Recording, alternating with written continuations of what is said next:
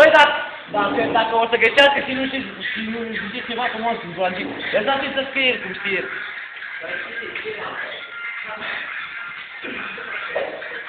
Fii că nu știi literele, coaie.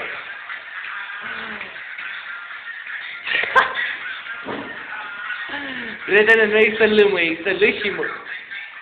Pune spați între ele, coaie. Ce pula mea știi aici, coaie, unde te crezi?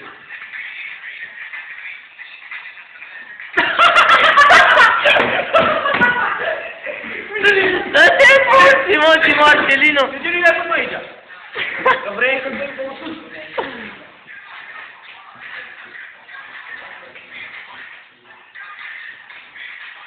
Mi se pare că nu e. Hai, Marcelino, că te apropii de 1 gram pentru mine. Dacă nu fii corect până la final, îmi dai tu mie 1 gram, da? Da? Da, mă? Zi, mă! Dă timpul că e A, E, I, coaie.